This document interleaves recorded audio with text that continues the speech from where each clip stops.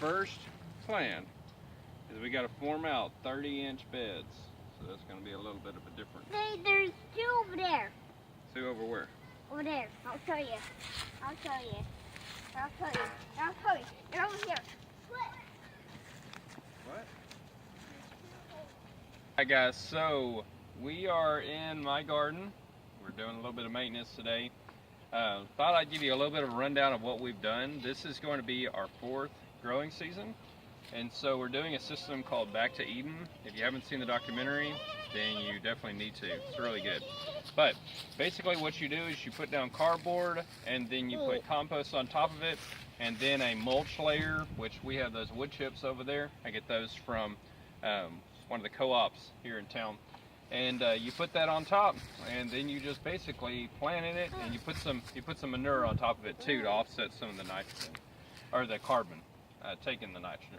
So what we've got going on so far is obviously I've got a big section of the garden. You can kind of see here to my right, I've expanded the garden this year, and so I'm pretty excited about it. I've got lots of onions and garlic, and that's kind of what you see coming up already. So got some stuff that's left over from the fall garden, some collards and some kale and turnips and Brussels sprouts, but that kind of thing. So what we're going to do this year is actually a little bit different. So we're going to keep the same model in a sense, but I'm going to form out 30-inch beds. And the 30-inch beds are actually formulated by Elliott Coleman. Elliott Coleman is a market gardener, and so they're made really so that you're having less walking space, more growing space, and then 30 inches is actually where you can get across them without it being a big problem.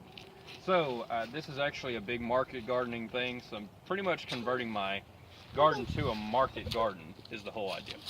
So that's the plan going forward.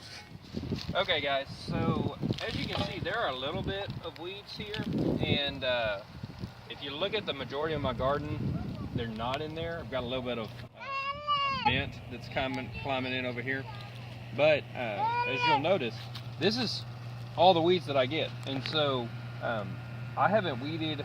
I weeded just a little bit not that long ago, but I hardly ever have to weed. And so what you do with this is you can see, let me give you an example here. So you got this right here. Look how easy that weed comes out. It's super easy. And I'll take all that and throw it to my chickens. And so that's one way to go through and get all the weeds out. Another thing, so like if I've got a section over here, for example, where I've got a lot of stuff in the path, all I do is just take my rake like that. And that's pretty much got most of the weeds. And you can go through and pull those up. If it was hot, they would already be pulled up by the roots pretty much, and they'd be done. So anyway, you just go through and take care of that. This soil, because you've got a covering on it, it holds the heat better, keeps the weeds down. You can walk on it without it compacting, and it just sits there and builds nutrition all the time. So it's definitely the easy way to do it, and the way everybody should. Alright, so I'm going through and I'm measuring out these 30-inch beds, and the reason for this again is to maximize space but also simplify it, so you have very clear defined places where you're supposed to be walking, and then clear defined beds. And so once these beds are set, you're not going to walk on them, and you'll just plant in those and maintain those, and it's a real focused area.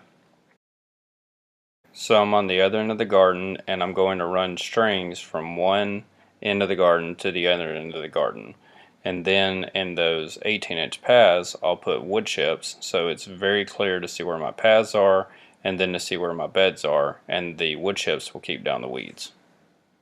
Alright guys, so what I'm working on right now, I don't have a broad fork. I don't really need one for having a small garden at the house, but what I'm doing is I'm prepping those 30-inch beds that I was talking about. So part of that a lot of people do is they broad fork it so that the moisture will go down farther. Alright, so my soil is already good, because most of it's compost and broken down wood chips. But periodically it's good to go back, especially if you're starting a new plot, to break up the soil like this every year, and then add your amendments or whatever. Now, the big important thing about broad forking is that it's not turning the soil, it's just cracking it so that it's allowing water and fertilizer and all of that get down in there. So this is good, like, especially if you've got like really hard compacted clay or something like that. But again, I'm showing you the low budget version. Pitchfork will do the same thing, it just takes a while, or having a digging fork will do the same thing. When I get done with this, I'm loosening everything, and then I'm going to go through and plant. So what I'm working on right now is obviously loosening all this up, and I'm going to put a vining snow pea here on the next part, and you'll see I've got this a bit of a wire mesh back here.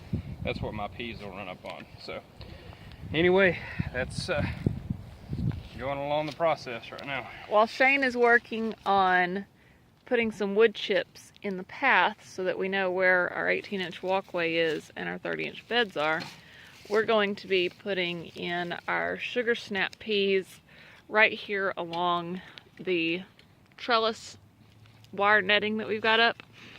And they're just an inch spacing, so we're going to be keeping these pretty close together. And Jude is going to help me plant these in. Alright, so go ahead and take one, and then come put it right here. You can drop it in. Okay. And then do the next one right here. Right there. Okay? What do you want, Spot? Now they're going to be pretty close together, so put the next one right there. There you go. And then this one goes. Yeah, right there in the middle, that's good. Take one. Okay. Yeah, take that one. Alright, put one right there. And then put one more right there.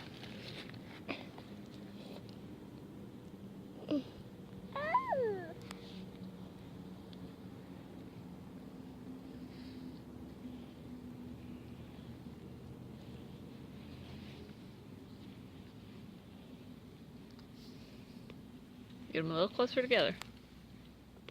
Put one right in the middle of those. Okay, and keep going.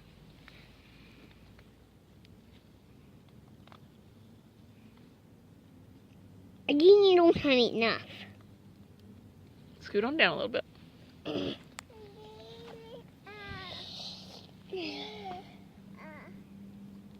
Are you helping Daddy?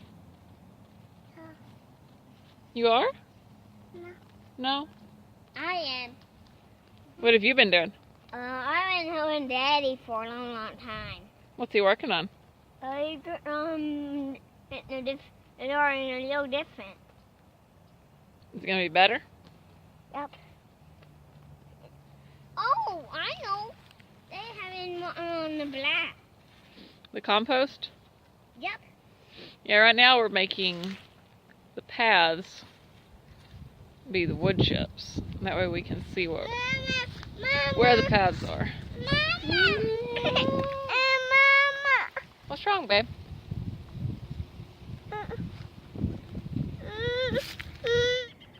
Alright guys, so the family got cold, so they went in, but I stayed on here and kept working. So I have forked all the beds as much as I can. Obviously you can see some places where some plants are, because Brussels sprouts are actually in the path, so whenever they get done I'll harvest all those out. But anyway, so we're at the point now where we can do some more planting. Alina went through and planted the peas already, so I've still got some more types of peas, another type of peas, and seed potatoes and carrots and some stuff like that. So here we go.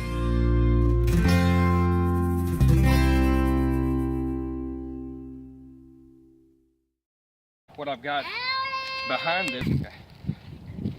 Go ahead.